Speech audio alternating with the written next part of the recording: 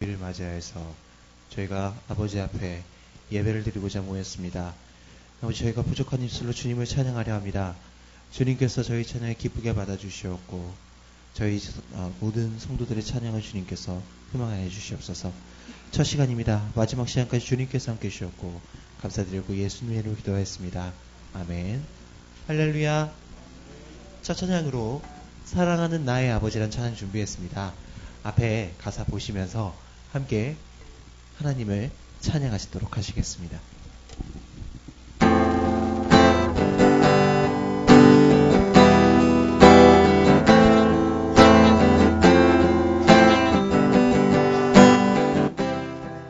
사랑하는 나의 아버지, 사랑하는 나의 아버지,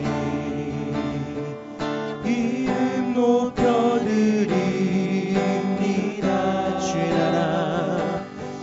주의 나라 찬양 속에 임하신 능력의 주께 찬송하네. 능력의 주께 찬송하네.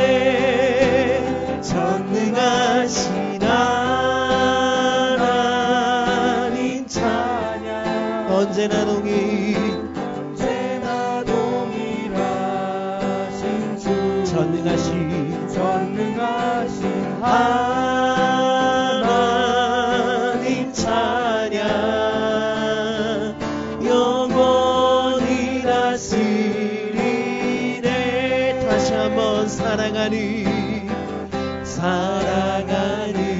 나의 아버지, 이름 높여드립니다.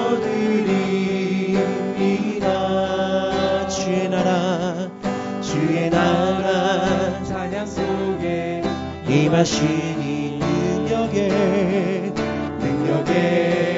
주께 찬송하네. 전능하신 하나님 찬양 언제나 동일하신 주 전능하신 하나님 찬양 영원히 다스리네. 나 주의 이름 높이리. 나 주의 이름 높이리.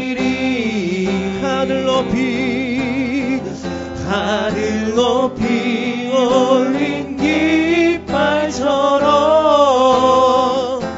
주의 이름 높이 전능하신 하나님 찬양 언제나 동일하신 주 전능하신 하나님 찬양 영원히 다스리. 다시 한번 사랑하는 나의 아버지, 이름 높여드리. 주의 나라 찬양 속에 주의 나라 찬양 속에 임하시니 능력에 주께 찬송하네. 전능하신 하나님 찬양 언제나 동일하신 전능하신 하나님 찬양 영원히 다스리네. 예수 사랑해요. 예수 사랑해요. 나 주 앞에 엎드려 경배와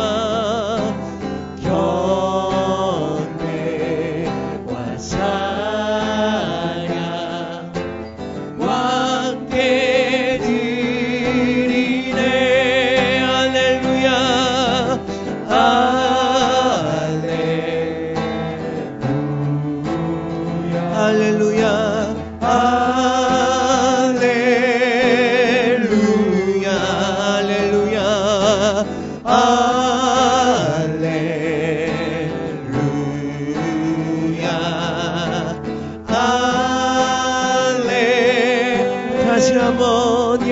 사랑해요. 예수 사랑해요. 나 주 앞에 엎드려 경배와 찬양, 경배와 찬양 왕께 드리네.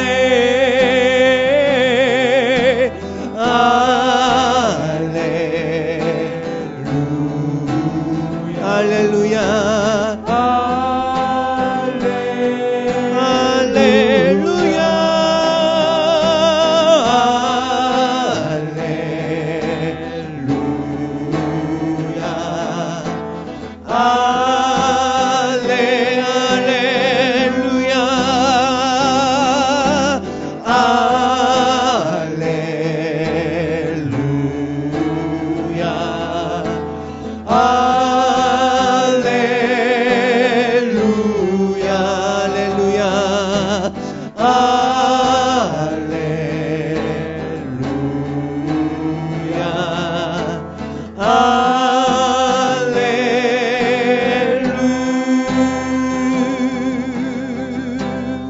할렐루야 다음 찬양 우리 힘차게 박수 치면서 아름다운 마음들이랑 찬양 같이 찬양하실 텐데요. 힘차게 옆에 사람과 같이 박수 치시면서 찬양하시도록 하시겠습니다. 요 앞에 모니터 좀 줄여주세요. 모니터 좀 줄여주시기 부탁드릴게요. 다 같이 함께 아름다운 마음들이 찬양하도록 하겠습니다. 조금 더 힘차게 찬양하시겠습니다. 아름다운 마음들이 모여서 주의 은혜 나누며 예수님을 따라 사랑해야지. 우리 서로 사랑해. 하나님이 가르쳐준 한 가지, 내 이웃은 내 몸과 같이. 미움 다툼 시기 질투 버리고 우리 서로 조금만 빠르게 아름다운 마음들이 모여서 주의 은혜 나누며 예수님을 따라 사랑해야지. 우리 서로 사랑해. 하나님이 가르쳐준 한 가지, 내 이웃은 내 몸과 같이. 미움 다툼 시기 질투 버리고 우리 서로 이 다음에 예수님을 만나면 우리 뭐라 말할까. 그때에는 부끄러움 없어야지. 우리 서로 사랑해. 하나님이 가르쳐준 한 가지, 내 이웃은 내 몸과 같이. 미움 다툼 시기 질투 버리고 우리 서로 주 예수 사랑 기쁨 내 마음속에 주 예수 사랑 기쁨 내 마음속에 있네. 나는 기뻐요, 정말 기뻐요. 주 예수 사랑 기쁨 내 맘에.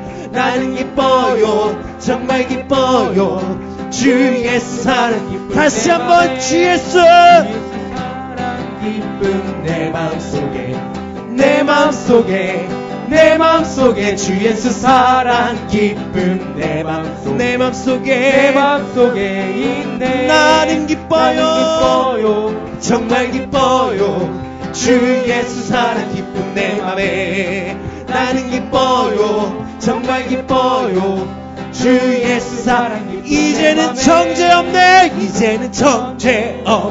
예수 안에서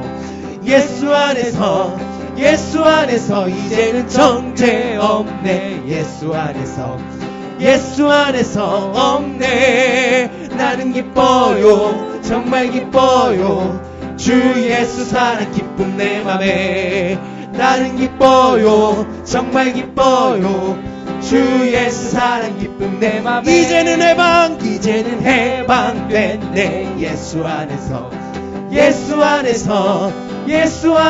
이제는 해방됐네. 예수 안에서 해방. 나는 기뻐요 정말 기뻐요 주 예수 사는 기쁨 내 맘에 나는 기뻐요 정말 기뻐요 주 예수 사는 나는 기뻐요 나는 기뻐요 정말 기뻐요 주 예수 사는 기쁨 내 맘에 나는 기뻐요 정말 기뻐요 주 예수 사랑 기쁨 내 맘에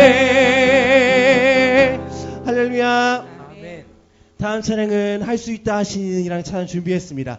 다 같이 방금 찬양하셨던 것처럼 더 뜨겁게 박수 치시면서 찬양하실 텐데요. 우리 가사 보시면 언제나 우리에게 할 수 있다 하시는 주님을 힘차게 박수 치면서 그 어느 때보다 뜨겁게 같이 주님을 찬양하시도록 하시겠습니다. 조금만 빠르게 할 수 있다 하신 일을 나의 능력 주 하나님 의심 말라 하시고 물결 위를 걸라 하신 할 수 있다 할 수 있다 하신 주 할 수 있다 하신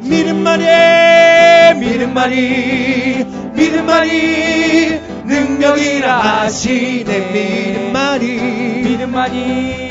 믿음만이 능력이라 하시네 다시 한번 할 수 있다 하신 일을 나의 능력 의심 말라 하시고 물결 위를 걸라 하시네 할 수 있다 하신 주 할 수 있다 하신 주 믿음만이 능력이라 하시네 믿음만이 능력이라 하시네 다시 한번 할 수 있다 하신 이는 나의 능력 나를 바라보시고 능력 준 하시네 할 수 있다 하신 주 할 수 있다 하신 주 사랑만이 능력이라 하시네 사랑만이 능력이라 하시네 어두운 맘에 캄캄한 맘에 새벽을 찾아 떠난다 종이 울리고 닭이 울어도 내 눈에는 오직 우리가 처음 만난 그때는 우리가 처음 만난 그 차가운 새벽이었어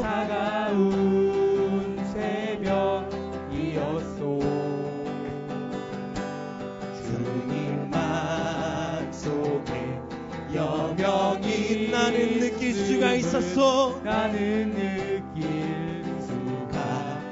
오 주여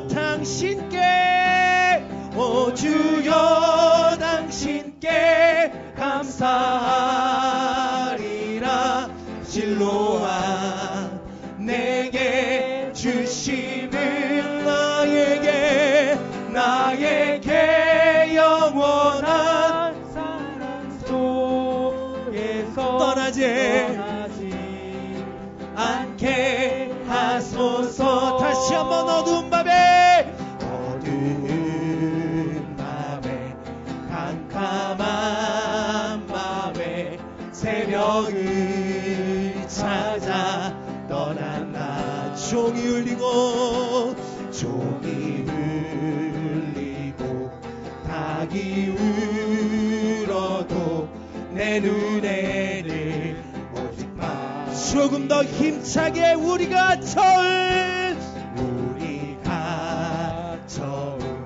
만난 그때는 차가운 새벽이었소 주님 맘속에 여명이 나는 느낄 수가 있었어 다 같이 전심으로 주여, 오 주여 당신께 감사하리라. 실로와 내게 주심은 나에게 영원한 사랑 속에서 떠나지 않게 하소서. 오 주여 당신께 감사하리라. 실로와 내게 주심은 나에게 영원한 사랑 속에서 떠나지 않게 하소서. 하나님께 영광의 박수를 드리도록 하겠습니다. 할렐루야. 아멘. 다음 찬양은 우리 마지막 찬양으로 언제나 내 모습 또는 주님 내 안에라는 찬양 준비했습니다. 가사에 나오게 되면 주님 내 안에, 주님 내 안에, 언제나 내 안에 계시는 주님을 찬양하는 찬양입니다.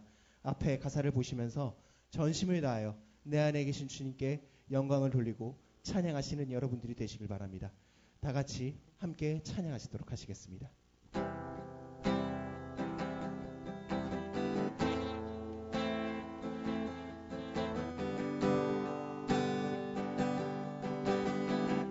언제나 내 모습, 언제나 내 모습, 너무나 부끄러워, 너무나 부끄러워. 무릎으로 주님께, 무릎으로 주님께 기도로 가오니, 기도로 가오니. 나 홀로 서 있는, 나 홀로 서 있는 죽은 내 영 깨우사, 죽은 내 영 깨우사. 주님만 나를 세워, 주님만 나를 세워. 내 영 살게 하소서. 주님 내 안에, 주님 내 안에, 주님 내 안에, 내 안에 계시고, 주님 내 안에, 주님 내 안에 나를 세워주소서. 다시 한번 언제나 내 모습, 언제나 내 모습, 너무나 부끄러워. 무릎으로 주님께, 무릎으로 주님께 기도로 가오니, 기도로 가오니. 나 홀로 서 있니, 나 홀로 서 있는 죽은 내 영께 주님만 나를 세워, 주님만 나를 내 영 살게 하소서. 내 영 살게 하소서. 주님 내 안에, 주님 내 안에, 주님 내 안에,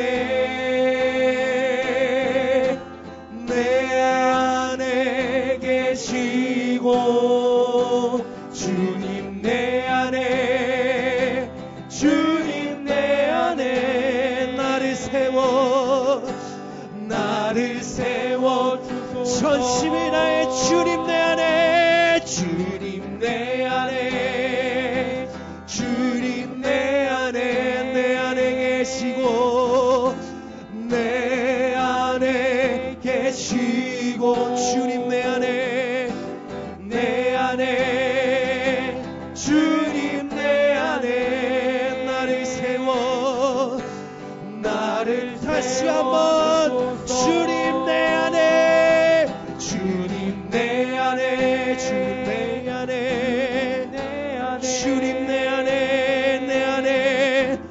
내 안에 계시고 주님 내 안에 주님 내 안에 주님 내 안에 나를 세워주소서. 다 같이 기도하시도록 하시겠습니다. 먼저 오늘 예배를 위해서 기도해 주시기 바랍니다. 오늘 예배가 아버지 하나님께 드려지는 영광을 누릴 수 있는 예배가 될 수 있도록 붙잡아달라 기도하시고, 오늘 찬양은 우리의 찬양이 주님께서 기쁘게 받을 수 있는 희망의 찬양이 될 수 있도록 붙잡아달라 기도하시고, 또한 말씀 전하시는 목사님께서 말씀 전하실 때마다 그 말씀의 영육간의 강건을 더하시사 그 말씀을 붙잡고 살아가는 우리의 일주일도의 삶을 승리할 수 있도록 주님께서 붙잡아달라고 다 같이 조용히 주여 한번 외치시고 기도하시도록 하시겠습니다. 주여, 하나님 사랑님 감사합니다. 아버지 하나님이시여, 오늘 이렇게 저희가 주님 아버지 앞에 나와 아버지께 찬양을 돌리고 아버지께 영광을 돌립니다. 아버지, 우리가 찬양을 드리는 이 찬양이 주님께서 기쁨 받을 수 있는 희망할 수 있는 찬양이 될 수 있도록 붙잡아주셨고, 또한 말씀 전하신 목사님께서 말씀 전하실 때마다 그 말씀의 영육간의 강건을 더하실사 그 말씀을 붙잡고 우리가 일주일 동안 세상을 살아갈 때 그 세상을 승리하며 살아갈 수 있도록 주님께서 붙잡아주시옵소서. 첫 시간이다 가정께 주님께서 함께 주옵소서.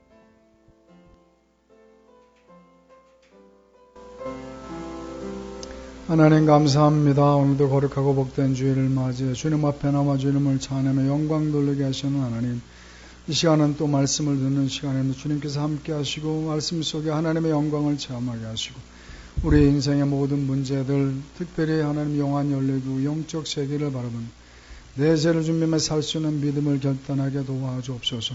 또한 말씀 속에 주님의 살아계심을 체험하면서 우리 기도 응답하시는 하나님을 만나게 하시고 우리 앞길에 하나님의 놀라운 요셉의 형통함으로 함께 주옵소서. 부족한 정 입술의 능력을 더하시 빌고 원하며 예수님의 이름으로 기도했습니다.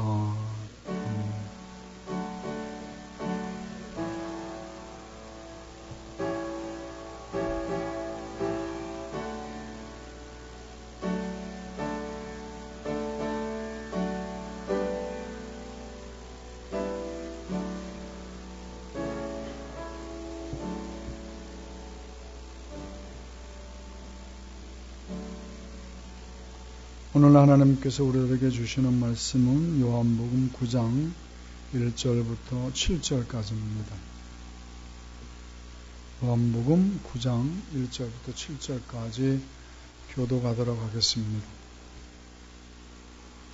다 찾으신 줄로 알고 교독합니다. 제가 먼저 읽겠습니다. 예수께서 길을 가실 때 날 때부터 맹인된 사람을 보신지라 제자들이 물어 이르되 라비여, 이 사람이 맹인으로 난 것이 누구의 죄로 인함이니까? 자기니까 그의 부모니까? 예수께서 대답하시되 이 사람이나 그 부모의 죄로 인한 것이 아니라 그에게서 하나님이 하시는 일을 나타내고자 하심이라.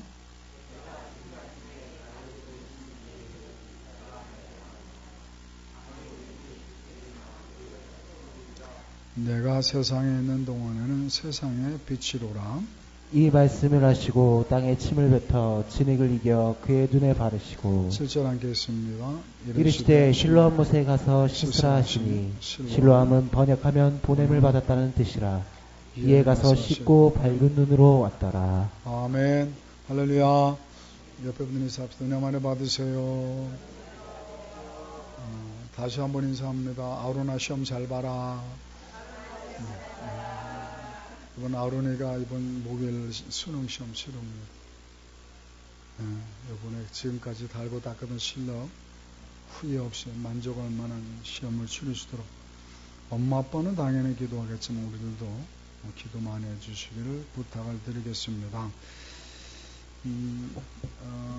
농사를 짓는 농부의 말을 들어보면 농사를 잘 짓기 위해서는 다음과 같은 4가지 조건이 충족이 되어야 한다고 합니다.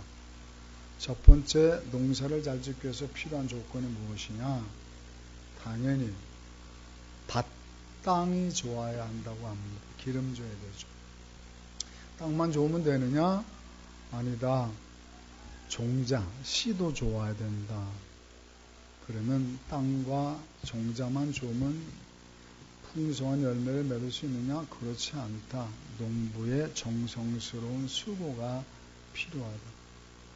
그러면 땅도 좋고 또 종자도 좋고 농부만 열심히 일하면 되느냐? 그렇지 않다. 그 이후에는 하나님께서 단비도 내려주시고 바람도 불어주시고 또 따스한 햇빛 주셔야 이 네 가지가 충족이 되어야 기름진 열매, 풍성한 열매를 맺는다고 농부들은 이야기합니다.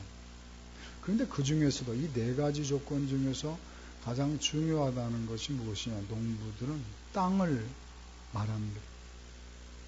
땅이 좋아야 한다. 밭이 좋아야 한다.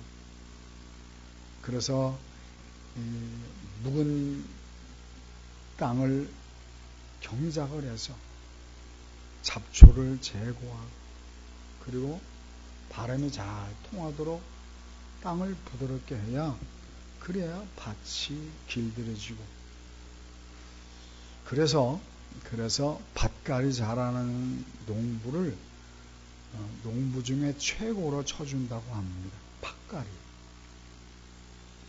우리 인생도 마찬가지라고 오늘 본문이 가르쳐주고 있습니다. 오늘 본문을 보면 우리 인생에 풍요롭기 위해서 우리 인생에 풍성한 삶이 되기 위해서 우리 인생에 행복한 열매를 주렁주렁 열리기 위해서는 마음밭이 좋아야 한다는 사실을 본문이 우리에게 가르쳐주고 있습니다.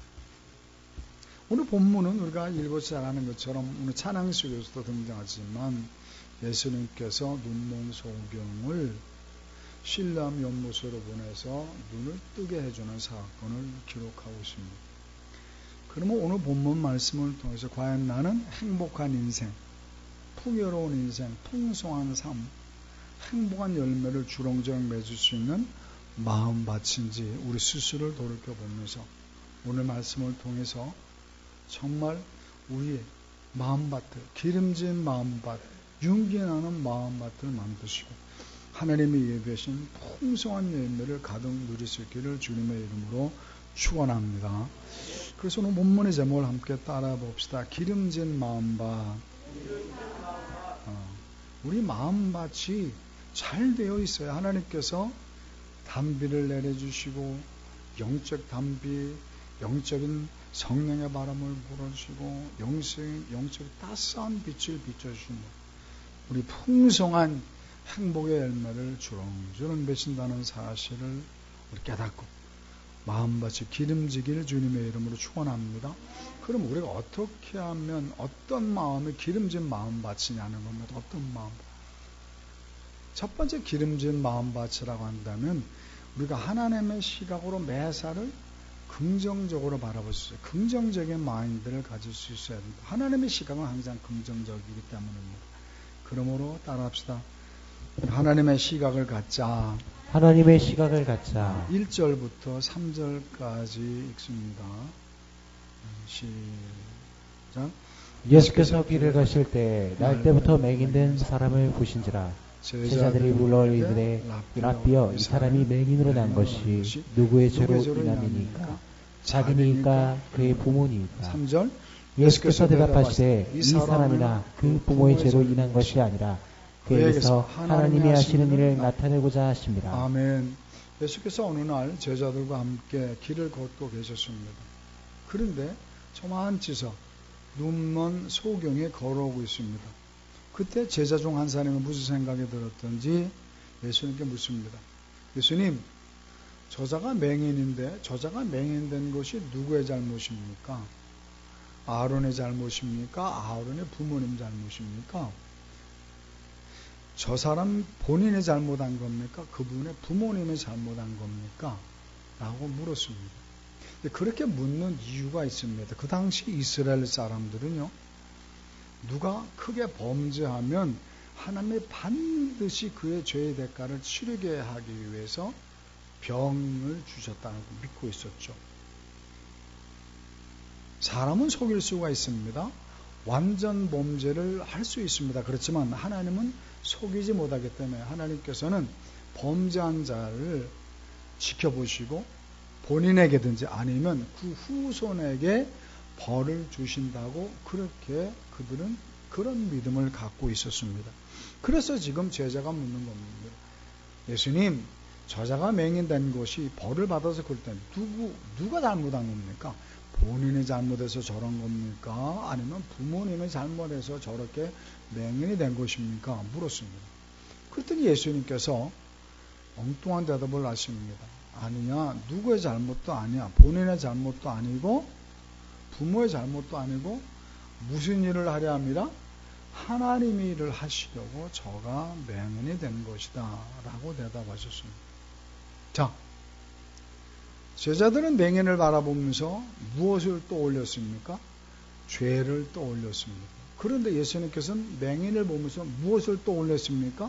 하나님의 일을 떠올렸다는 거예요. 말을 좀 바꾸면 예수님과 제자들은 똑같은 상황을 바라보는데 바라보는 시각이 달랐다는 거죠. 제자들은 무엇을 바라보았습니까? 부정적인 것을 바라보았습니다.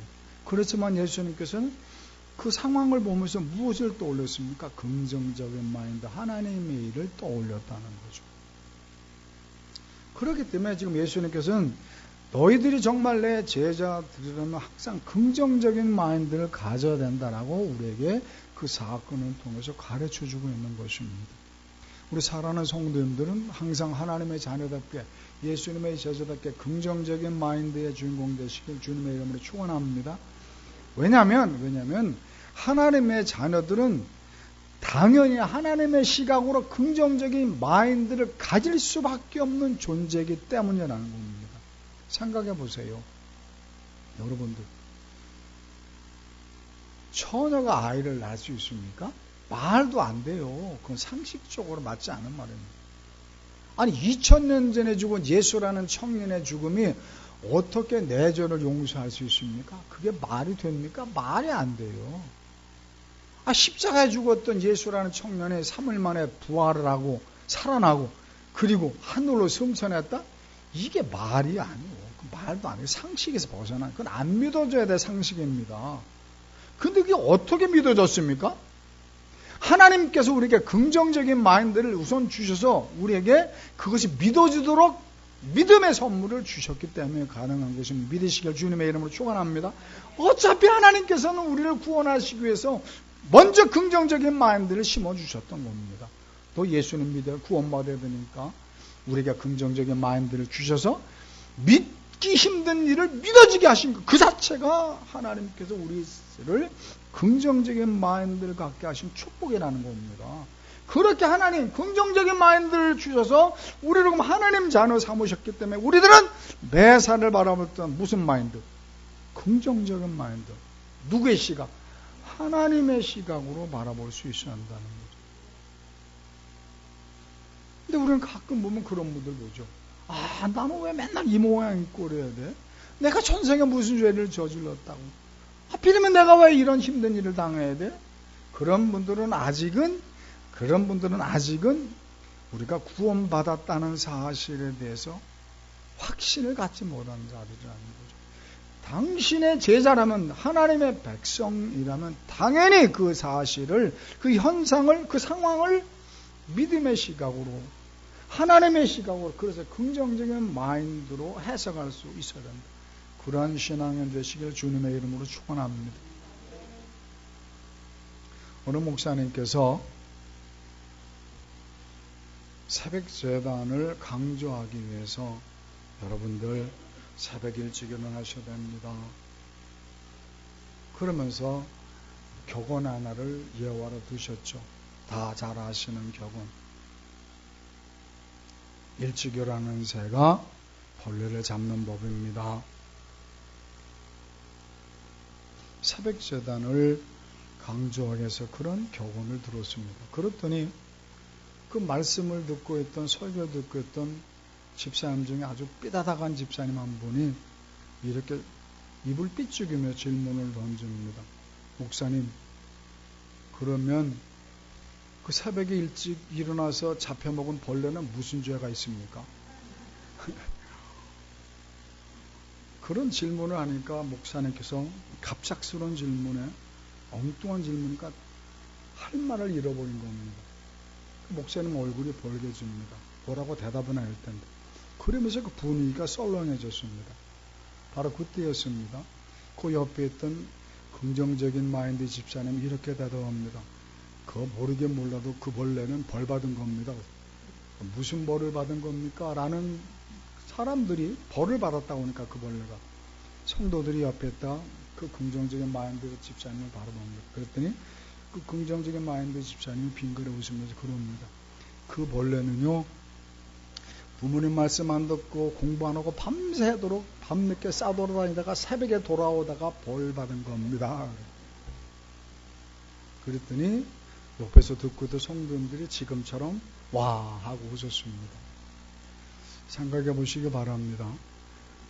그 부정적인 집사님 한 분 때문에 목사님 권위가 실추될 수 있었고 그러다 보니 교회 분위기도 썰렁해질 수밖에 없었는데 그 긍정적인 마인드 집사님 한 분 때문에 목사님 권위도 살고 또 그 분위기도 그렇게 유쾌하게 끝날 수 있지 않았느냐는 겁니다. 우리 모든 성도님들은 그런 긍정적인 성도님 되시길 주님의 이름으로 축원합니다. 그 진리를 추구하는 청년들의 모임이 있었습니다. 구도정신 아시죠? 도를 닦고 싶은 진리를 추구하는 청년들이 모여서 어떻게 하면 우리가 정말 천국 같은 생활을 할 수 있을까 고민하다가 그들이 결심을 하고 모여서 숲속에 들어가서 수도원을 세우고 공동체 생활을 시작했습니다. 자기들이 한번 힘을 모아서 천국 같은 그런 공동체를 만들어 보자 라고 말입니다. 그런데 그들이 착각하는 것이 있었습니다. 성경의 표현대로는 인간의 마음은 전적으로 부패했습니다. 하나가 될 수 없고 천국에 될 수가 없습니다. 인간적인 노력으로는. 아니나 다를까 시간이 흐르면서 자꾸 상대방의 단점에 보이는 겁니다. 저렇게 혈기가 많어. 쟤는 뭐 제대로 하는 게 없어. 저 성질머리하고 저 사람 이렇게 부정적이요. 자꾸 못된 것만 보이면서 그 사람을 정죄하게 되고 그 사람을 비난하다 보니까 시비가 생기고 다툼이 생기는 겁니다. 천국 공동체를 한번 만들어 보겠다고 그렇게 모인 그들이 그러기는커녕 점점 다툼이 거세졌습니다. 시간이 흐르면서 세월이 흐르면서 그 공동체는 다툼이 많아지다 보니까 그 공동체에 실망한 청년들이 하나 둘 떠나기 시작했습니다. 그러다 보니 그 수도원 공동체는 5명밖에 남지 않았습니다. 그들이 고민합니다. 우리가 어떻게 모였는데 이제 이렇게 5명밖에 안 남았다.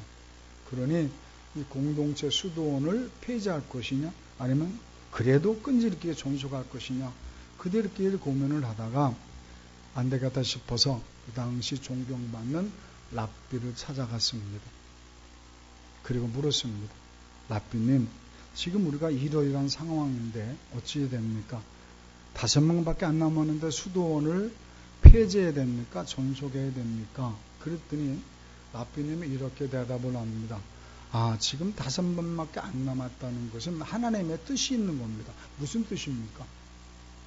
지금 5명 남았다는 것은 이 5명 중에 하나님께서 메시아를 준비시키기 한 사람을 고르고 있다는 겁니다.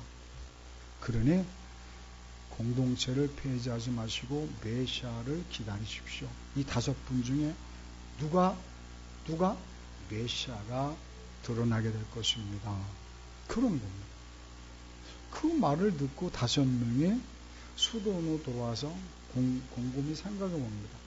우리 중에 한 명이 메시아로 준비되고 있다? 누굴까 그가? 토마스일까?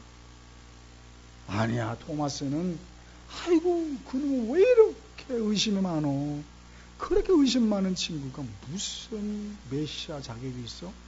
아닐 거야. 그때 옆에 있던 한 사람이 그럽니다. 그래도 그 사람은 항상 정직하잖아. 하나님은 정직이 하나님, 신실하신 하나님이시잖아. 그러니까 하나님께서 그 정직을 높이 사시고 그를 지금 메시아로 준비시키고 있는지 모르지. 그럴 수 있겠는데? 그럼 정말 토마스가 메시아로 지금 인정을 받고 있는 걸까? 그러면 그러면 피토는 어때? 피토. 이 피토, 아이고, 욱하는 성질 때문에 혈기가 많잖아. 걔는 아니야. 아니야, 그래도 피토는 걔는 정의롭잖아. 우리 하나님은 공의 하나님이신데 그 공의 하나님을 닮은 그 피토의 그 정의로움을 하나님이 쓰시려고 메시아로 준비시키는 거 아닐까? 그럴 수 있겠는데? 그럼 피터가 메시아로 준비받고 있나? 그럴 수 있겠지. 존은 어때? 존.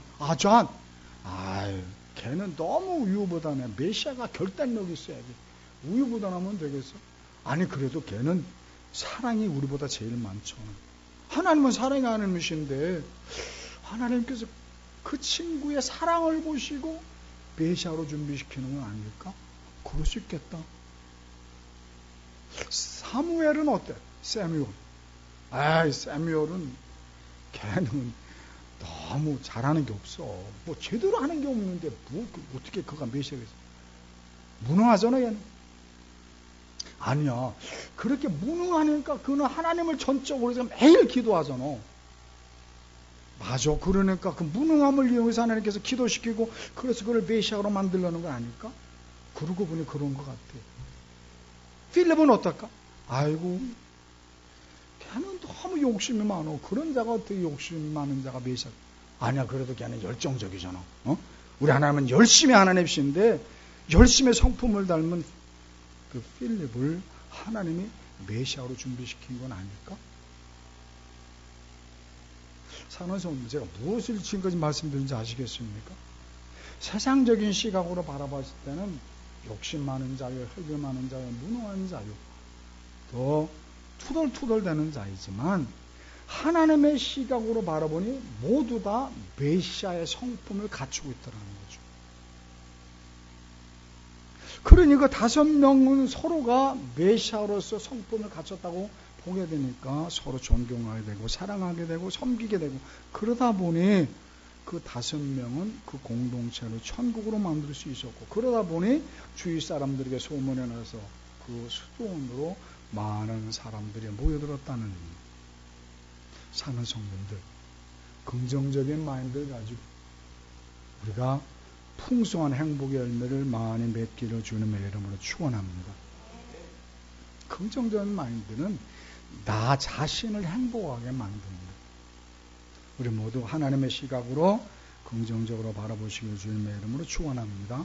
두 번째, 기름진 마음밭이란 어떤 밭입니까? 하나님께서 나를 본하셨다는 소명의식을 가진 자, 그래서 순종하는 자죠. 따라합시다. 순종하는 믿음. 순종하는 믿음. 6절, 7절 함께 읽어보겠습니다. 6절, 7절 시작. 이 말씀을 하시고 땅에 침을 뱉어 진흙을 이겨 그의 눈에 바르시고 이르시되 실로암 못에 가서 씻으라 하시니 실로암은 번역하면 보냄을 받았다라는 뜻이라. 이에 가서 씻고 밝은 눈으로 왔더라. 아멘. 예수님께서 그 눈먼 소경을 고쳐 주셨습니다. 그런데 고쳐 주시는 방법이 특이했습니다. 예수님께서는 땅에 침을 뱉어서 그걸 진흙을 이겨서 그 진흙을 눈에 바르고 실로암 못에 가서 씻으라 명령하셨습니다. 왜 그러셨을까? 예수님께서는 하나님이시기 때문에 말씀 한마디로 고쳐줄 수 있는 분입니다. 말씀 한마디로 세상을 창조하신 하나님이시기 때문에 말씀 한마디면 눈을 뜨게 할 수 있습니다. 우리가 잘 아는 소경 바디에도 말씀 한마디로 고쳐줍니다. 죽었던 자도 말씀 한마디로 살려주셨습니다. 그러니까 말씀 한마디면 그 눈먼 소경의 눈을 뜰 수가 있습니다. 그런데 왜 예수님께서는 이렇게 이상한 방법, 좀 속되게 표현하면 지저분한 방법을 통해서 이 눈먼 소경을 고쳐주셨을까? 모르죠, 우리는. 다만 분명한 거 하나. 하나님께서 우리 기도에 응답하실 때는 천편일률적으로 응답하시는 것이 아니라 내가 상상도 못했던 방법을 통해서 내게 응답하신다는 이거 하나만큼은 확실합니다. 어쨌든 간에 예수님께서는 땅에 침을 뱉고 진흙을 이겨서 눈에 바르고 어디 가서? 실로암 못에 가서 눈을 씻으라 명령하셨습니다. 여기서 한 가지 우리가 주의해야 할 사실. 왜 예수님께서는 굳이 실로암 못을 지정해 주시고 그곳에 가서 눈을 씻으라고 하셨을까 하는 겁니다. 집에 가서 씻으라 하면 될 거예요. 아무 연못에 가든지 네 마음대로 가서 씻기만 하면 된다. 그러지 않고 왜 실로암 못에 가라고 명령하셨을까? 그 해답을 주는 힌트가 7절 하반절에 기록되어 있습니다. 뭐라고 되어 있습니까? 실로암은 번역하면 무슨 뜻이다? 보내심을 받았다는 겁니다.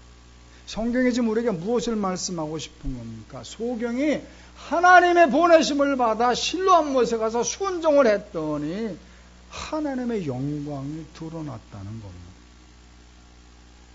생각해 보시기 바랍니다. 상상해 보시기 바랍니다.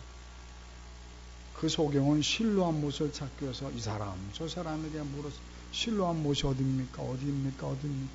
가르쳐주세요. 왜? 그거 왜 찾아?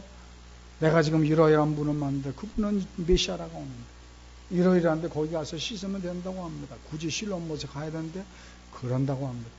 그러다 보니 사람들이 신기해서 그 눈먼 소경을 따라왔을 것이고 실로암 못에 인도했을 것이고 거기서 눈을 씻었을 때 눈이 뜨지는 광경을 목격하면서 사람들이 얼마나 큰 충격을 받았겠느냐 그 말.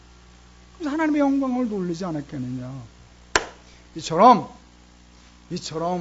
내가 하나님의 보내심을 받았다는 믿음을 가지고 순종할 때 하나님의 영광을 드러내는 주인공이 된다는 사실을 믿으시고, 여러분들이 직장 생활, 여러분들의 사업장, 특별히 우리 교회, 하나님께서 나를 그곳에 보내셨다는 소명의식을 가지고 그 공동체 속에서 순종함으로 하나님의 영광을 드러내는 주인공 되시기를 주님의 이름으로 축원합니다. 보내심을 받았다는 소명의식이 있어요. 하나님의 시각으로 바라보고 긍정적인 믿음을 가지고 보내심을 받았다는 소명의식이 우리를 순종하게 만든다는 사실을 깨닫고 우리 모든 성도님들은 영광의 주인공 되시기를 축원합니다. 엄마라고 불러도 돼요 라는 책을 쓴 케이트 데이비스라는 여성이 있습니다. 지금 이 여인은 28살이 되었을 것입니다. 우간다에서 15명의 아이들을 친딸로 양육하고 아마지마라고 하는 비영리 사육단체를 세워서 빈민들과 어린이들과 환자들을 돌보는 삶을 살아갑니다. 2007년 그의 나이가 18살 되었을 때 아무런 부족함 없는 아주 행복한 가정에서 성장을 하는데 부모님의 사랑을 뒤로하고 촉망되는 미래를 다 내려놓고 그녀가 우간다로 가게 됨으로 인해서 미국에 아주 신선한 충격을 안겨주었던 여인입니다. 그 엄마라고 불러도요라는 그 책 서두에 보면 이런 내용이 기록되어 있습니다. 주님, 어느 때든지 무슨 일이든지 내가 주님을 선택하게 해주세요. 무슨 일을 결정할 때 누구를 선택하게 해달라고? 주님을 선택하게 해달라고. 그러면서 이렇게 고백합니다. 내가 주님을 사랑하게 된 이후로 그 사랑이 내 인생의 새로운 삶으로 이끌어 주셨습니다. 라고 고백을 합니다. 18살, 아론이가 몇 살이니? 19? 너보다 한 살 아래였대. 대학 입학을 너처럼 눈앞에 두고 있을 때. 딱 1년만 단기 선교를 다녀오리라 결심을 하고 그녀는 우간다로 날아갔습니다. 그리고 그곳에서 5살 된 아이를 맡아서 돌보게 되는데 그 아이가 그녀에게 요구했던 말 한마디가 그의 인생을 바꿔놓습니다. 그 아이가 뭐라고 그랬게? 엄마라고 불러도 돼요. 아이들이 사랑에 목말라 있었습니다. 자기를 돌봐줄 사람이 없었는데 그 아이의 그 질문, 그 요구 한마디를 듣는 순간 그녀의 인생의 전환점을 이루는 거죠. 그녀는 이렇게 고백합니다. 사람들은 나를 위대하다고 합니다. 아, 정말 대단한 아가씨. 정말 훌륭한 아가씨. 어떻게 그런 결심을 할 수 있었겠어? 정말 대단한 아가씨야. 그렇게 말을 합니다. 그런데 나는 전혀 대단한 아가씨가 아닙니다. 나는 미국 테네시주의 평범한 아가씨일 뿐입니다. 나는 너무 실수가 많아서 나 자신을 실망할 때가 많은 부족한 사람입니다. 나에게는 특별한 것이 정말 전혀 없습니다. 오직 하나. 나는 하나님께서 말씀하시는 아멘하는 순종하는 마음, 이것이 특별하다면 특별할 뿐입니다. 라고 고백합니다. 어느 누구나 성공적인 인생, 어느 누구나 복된 인생, 어느 누구나 가치 있는 인생을 살 수 있는데 내가 특별해서가 아니라 나는 그저 하나님 말씀에 순종하는 삶, 보내심을 받았다, 우간다에 보내심을 받았다는 그 믿음, 하나님의 시각으로 현실을 바라보면서 순종했더니 오늘날에 내가 있게 되었다는 겁니다. 그러므로 사는 성도입니다.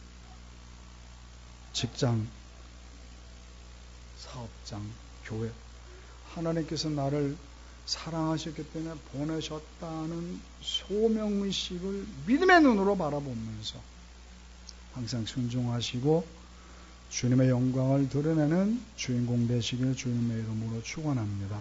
마지막 세 번째, 기름진 마음이란 어떤 마음밭이냐? 때를 아는 마음밭입니다. 따라합시다. 때가 있음을 아는 믿음. 때가 있음을 아는 믿음. 4절 말씀을 함께 읽습니다. 4절 말씀 함께 읽습니다. 시작. 때가 아직 낮음에 나를 보내신 이의 일을 우리가 해야 하리라. 밤이 오리니 그때는 아무도 일할 수 없느니라. 예수님께서 말씀하십니다.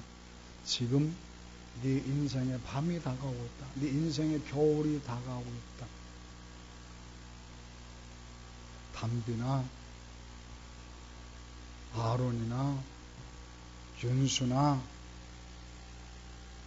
수연이나 심지어 동주 형제까지도 아직 어리기 때문에 인생의 밤에 대해서, 인생의 겨울이 되어서 그렇게 심각하게 공감하지 못할 것입니다만은, 그러나 그부 외의 분들은 우리 인생의 밤이, 인생의 겨울이 다가오고 있다는 것을 공감할 수 있을 것입니다.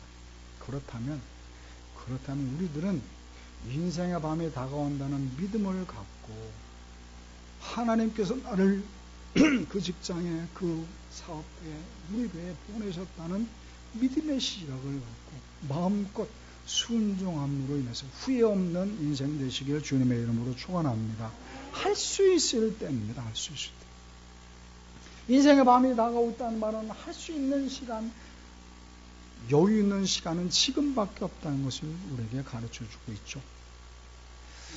늦가을이 되면 아주 분주해지는 동물들이 있는데 그 중에 하나가 다람쥐라고 합니다. 다람쥐는요, 겨울을 나기 위해서 구멍을 판다고 합니다.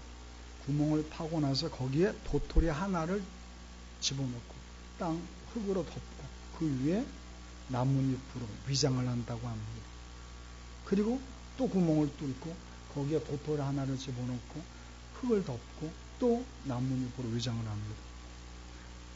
다람쥐는 구멍을 크게 파고 거기에 도토리를 한꺼번에 많이 묻어두질 않는다고 합니다. 왜 그럴까? 한꺼번에 도난당할 것을 염려하기 위해서라는 거죠.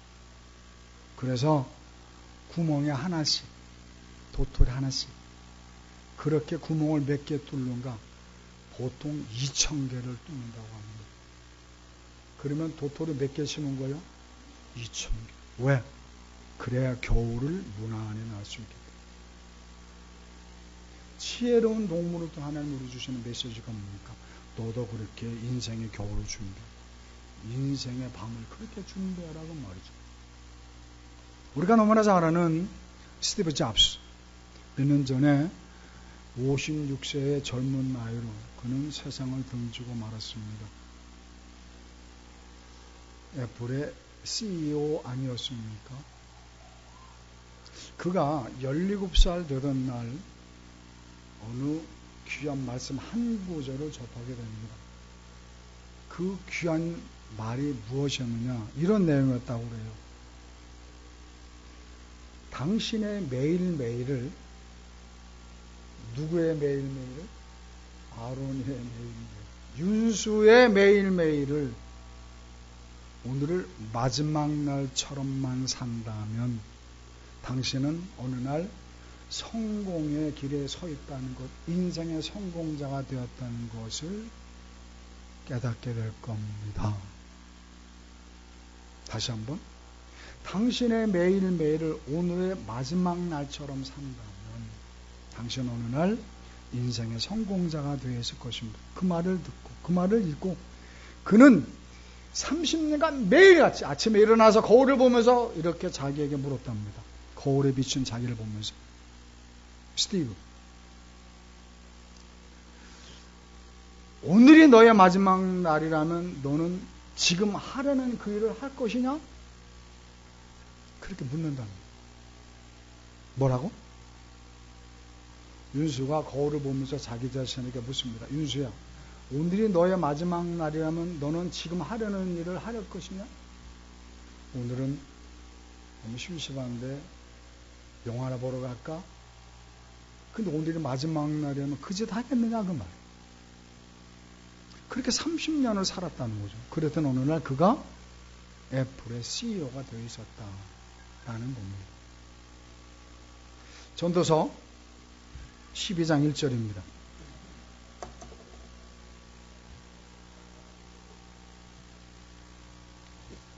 함께 읽습니다.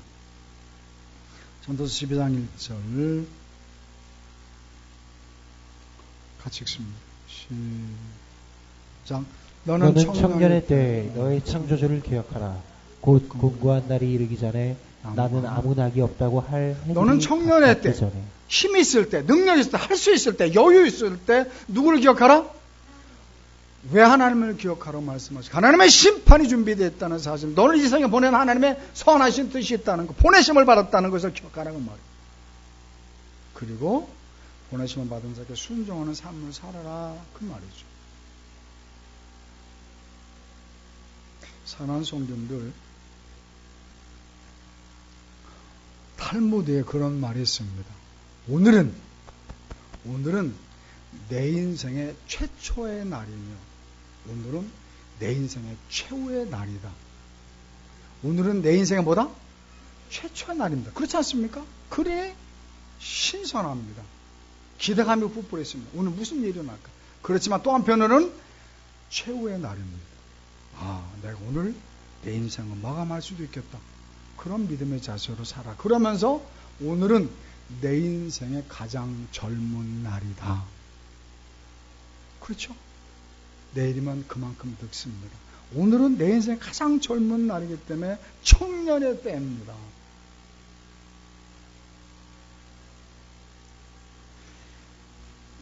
사랑하는 성도님들, 오늘 외에는 확실한 날이 없습니다. 오늘만이 내게 확실한 날입니다. 그러니까 내가 잘 된다는 것, 인생에 잘 된다는 것은 오늘을 잘 사는 겁니다. 오늘을 최선을 다해 잘 사는 겁니다. 그러니 오늘 내가 최선을 다해 사는 하루하루가 모여서 내 인생에도 그것이 바로 성공자 인생이라는 것입니다.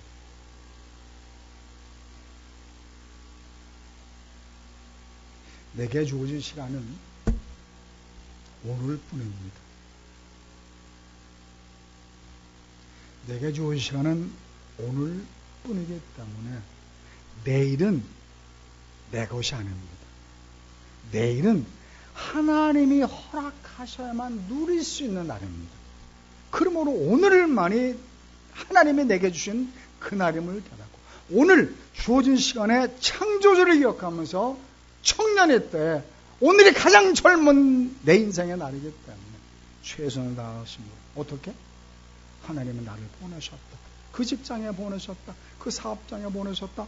우리 동성께 보냈던 믿음을 가지고 공동체에 순종하심으로 어떤 마음으로?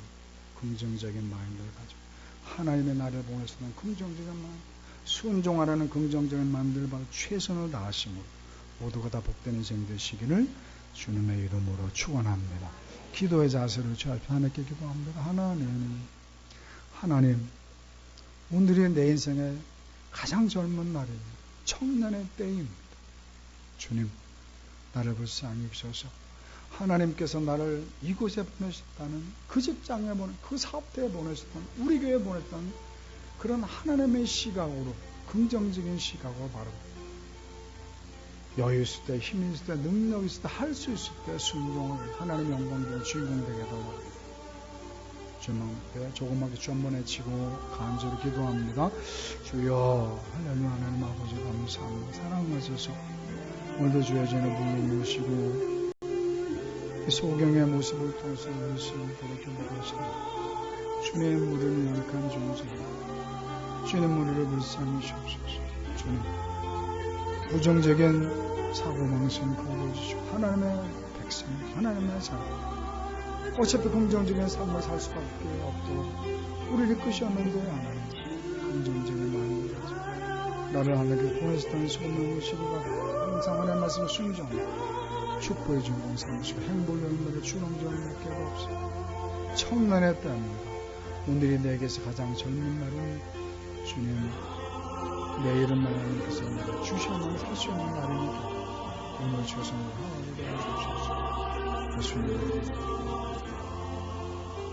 하나님 감사합니다. 저를 사랑하신 오늘도 주의 전에 불러모시고 말씀을 통해 우리 스스로 신앙을 돌아보게 하신 하나님, 주님께서 나를 보내셨다는 긍정적인 소명의식을 갖고 주의 말씀에 긍정적으로 반응하며 순종하게 하시고 내게 시간이 오늘뿐이라는 믿음의 자세로 하루하루 살아가며 성공적인 인생이 될 수 있도록 주님 역사해 주옵소서. 예수님의 이름으로 기도했습니다. 아멘. 찬송가 191장 찬양하시면서 주님께 준비하신 헌금 주님 앞에 드리도록 하겠습니다.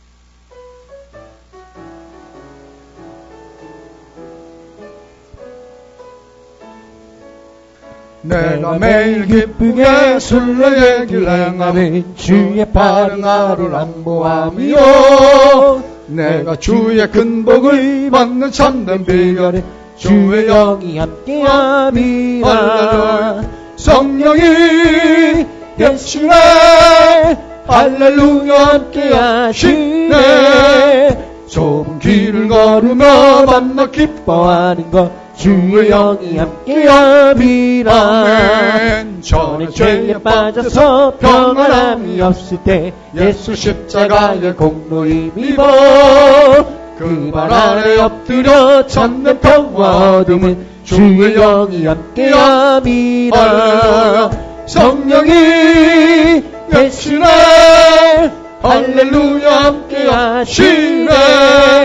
좁은 길을 걸으며 만나 기뻐하는 것 주의 영이 함께함이라. 나와 동행하시고 모든 염려하시니 나는 숲의 새와 같이 기쁘다. 내가 기쁜 마음으로 주의 뜻을 행하며 주의 영이 함께함이라. 성령이 계시네 할렐루야 함께하시네. 좁은 길을 걸으며 만나 기뻐하는 것 주의 영이 함께함이라.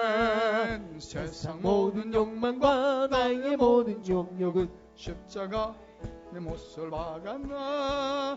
어두운 밤에 지나고 무거운 짐 벗으니 주의 영이 함께함이라. 할렐루야. 성령이 계시네 할렐루야 함께하시네.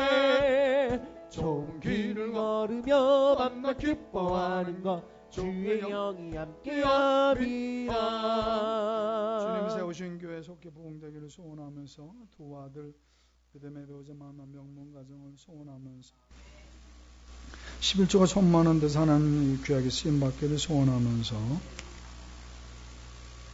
주의 전에 속히 건축되기를 소원하면서 사랑하는 부모님 믿음, 사랑하는 남편의 믿음, 본인의 믿음, 자녀들을 위해서 특별히 아론이 이번에 꼭 훌륭한 성적으로 합격해서 귀한 비전을 주신 발판을 마련하게 해달라고 주의 은혜로 치료 잘 받고 퇴원하게 하심을 감사하면서 거기다 하나만 더 넣지 목사님 은혜로 그렇지 아론이를 기억하셔서 시험 잘 치르게 하셔 시험만 잘 치는데 좋은 성적을 거둬야지 오늘의 기도를 응답하시고 축복하심을 믿고 감사를 드리면서 주일 헌금 드렸습니다. 기도합니다. 하나님 주님 앞에 이런저런 모양으로 제목을 달아 주님 앞에 영광을 드리는 헌금을 드렸습니다. 주님 1,000번째 헌금 주님께서 기억하시고 속히 응답하셔서 하나님이 내게 이런 복을 주셨나라고 당신들도 예수님 믿어보라고 그렇게 귀하게 간증하는 삶이 됐도록 주님 역사해 주시옵소서. 감사헌금 드렸습니다. 주님 기억하시고 감사의 제목들이 넘쳐나게 하시고 그 상상 그의 삶에 그의 가정의 직장의 사업터에 천국이 이루어지게 도와주옵소서. 주일헌금 드렸습니다. 쓰이는 곳곳마다 하나님의 나라가 건설되는 놀라운 역사가 임하게 도와주옵소서. 예수님의 이름으로 기도했습니다. 아멘. 광고 말씀드립니다. 특별한 건 없고요. 이번 주 목요일입니다. 아론이하고 윤호가 그동안 달고 닦은 실력을 수능 시험을 통해 평가를 받는 날입니다. 우리 다 아시는 지체들이니까 우리 내 자식이다 그렇게 생각하시면 기도 좀 해주시고 우리 부모님들은 할 수만 있으면 새벽제단을 쌓으면서 며칠 안 남았죠. 남들은 100일 작전 기도한다는데 엄마 아빠가 3일 정도 기도 못하겠어? 그러니까 어떻게든지 새벽제단 쌓으러 애를 쓰시고 정말 힘들면 우리 박매립사는 똥꼬가 깨져가지고 못한다고 하니까 빨리 건강해져. 여러분들 기도 많이 해주세요. 꼭 훌륭한 성적을 거두시도록 여러분 기도 많이 부탁을 드리겠습니다. 장기교육자들 올해 안으로 장기교육자들을 정리하려고 합니다. 우리 장기교육자들 확인 전화하셔서 고문하시고 그분들한테 소홀함이 없도록 우리가 2010년 마지막 날까지 최선 다하시는 구역자님들의 모습을 보여주시기를 부탁을 드리겠습니다. 제가 축도하고 마치겠습니다. 이제는 우리 주 예수 그리스도의 은혜와 하나님의 그 무한하신 사랑하심과 성령님의 감화 감동 충만 역사 인도 내주하신 하나님께서 우리를 위해서 예배하신 풍성한 100배의 열매를 거두기를 소원하기 우리의 마음밭을 아름답게 가꾸기를 결심하는 사랑하는 모든 성도님들 머리머리 위에 그 가정의 직장의 사업터 위에 이제로부터 영원토록 함께 계시를 지어다.